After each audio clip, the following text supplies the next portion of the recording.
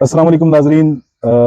अकरम साहब मेरे साथ हैं और आज फिर हम कुछ गुफ्तगू करेंगे। कल जो ख्वाजा आसफ साहब ने जो असेंबली में तकरीर की उसके बारे में बात करेंगे और फिर वो जो मुज़ाकरात की भी थोड़ी सी, हाँ, वो जो कंक्लूड हुआ है उसकी भी बात करेंगे। और उसके अलावा मतलब ये कि अब आगे क्या होगा इस पे भी थोड़ी सी गुफ्तगू मेरे ख्याल में कर ली जाए तो बेहतर होगा। तो ख्वाजा साहब की तकरीर आपने तो सुनी होगी। मुझे तो ऐसे लगा है जैसे वो अपने ऊपर चार्जशीट दे रहे थे। आपको क्या लगा है, आपका क्या ख्याल है? वो बार बार ना अपना ही जिक्र कर रहे थे। बाकियात बाकियात, ये जिया की जो बाकियात हैं, जो एक वक्त में पीपल्स पार्टी इनको कहा करती थी।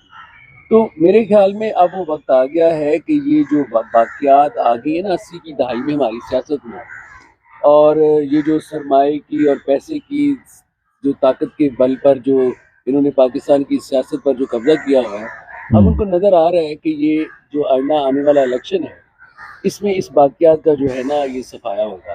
अब इनको अपने सर्वाइवल, पॉलिटिकल सर्वाइवल की जो है ना, वो हम बार-बार वही बात करते हैं। अगर आपको याद हो, फिर राना सनाउल्लाह का बयान सामने आता है, खुर्रम दस्तगीर की बात सामने आती है कि ये इस हद तक जाएँगे। और अभी भी उसमें देखिए कितनी कितनी तल्ख़ी थी उसकी, उनकी सारी गुफ्तगू में।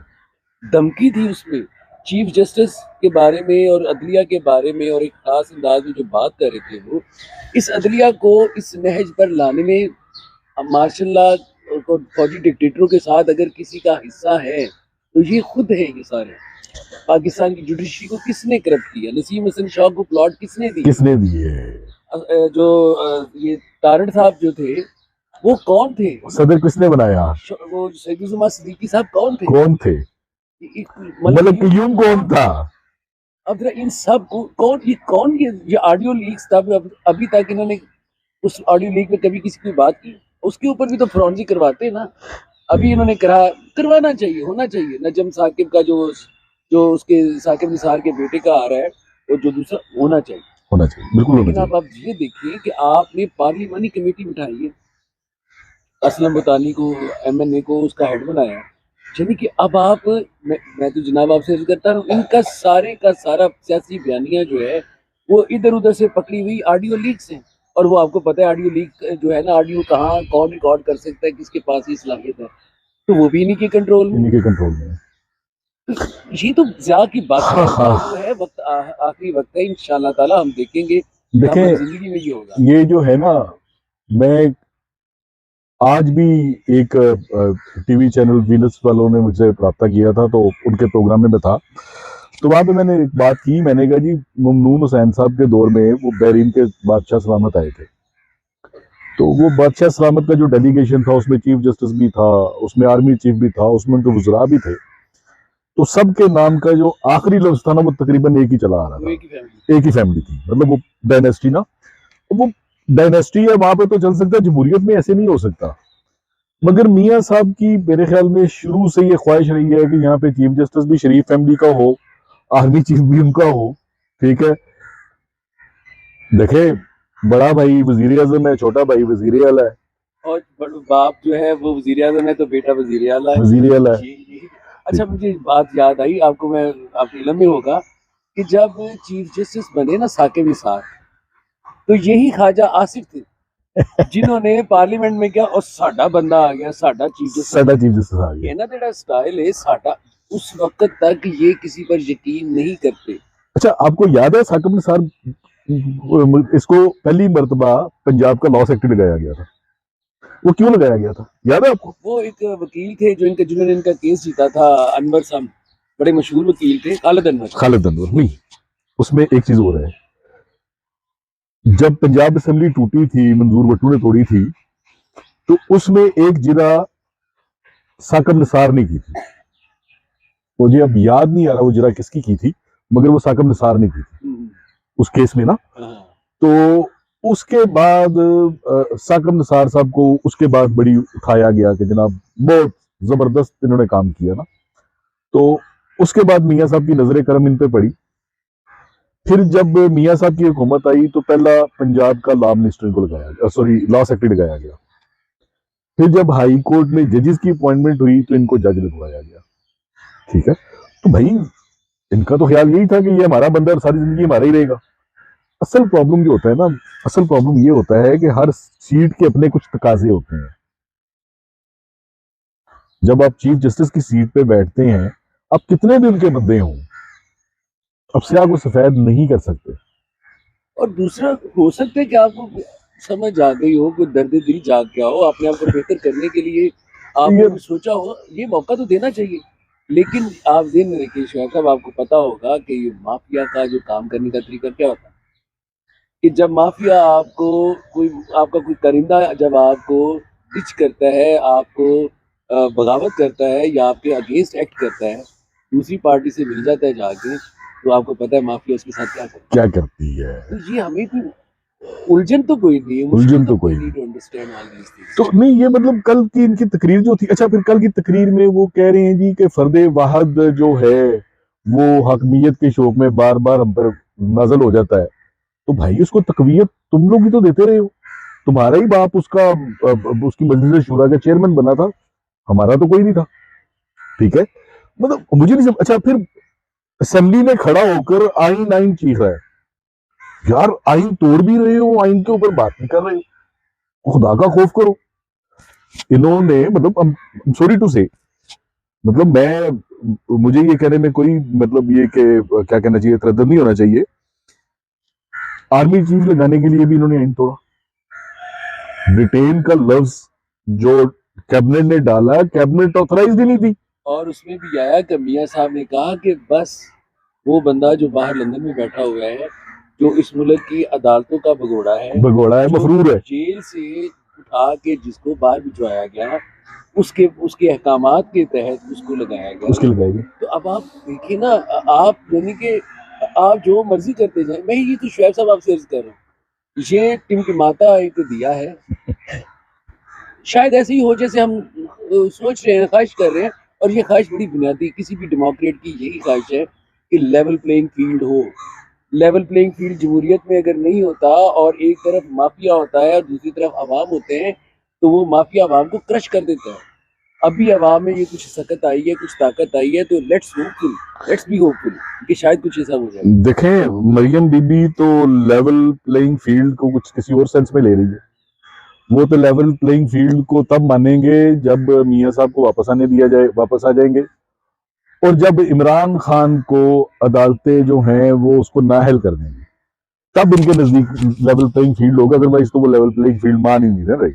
लेकिन मैं एक चीज यहाँ पे मैं कहना चाहूंगा, ये जो कुछ लोगों का ख्याल है कि जी ये इस तरह अदालतों के साथ लड़ झगड़ कर ये शायद कोई सियासी शहादत लेना चाह रहे हैं, तो वो अहमकों की जन्नत में रहते हैं।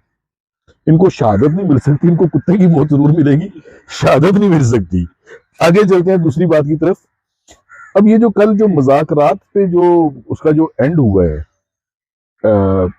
मतलब ये कि उसमें पीपल्स पार्टी के शाह महमूद कुरैशी साहब ने तो खुलकर सारी बात, सॉरी पीटीआई के शाह महमूद कुरैशी साहब ने तो खुलकर सारी बात बता दी। डार साहब ने खुलकर बात नहीं की, उन्होंने गोलमोल सी बात की कि नहीं जी लचक थी, लचक बड़ी दिखाई गई।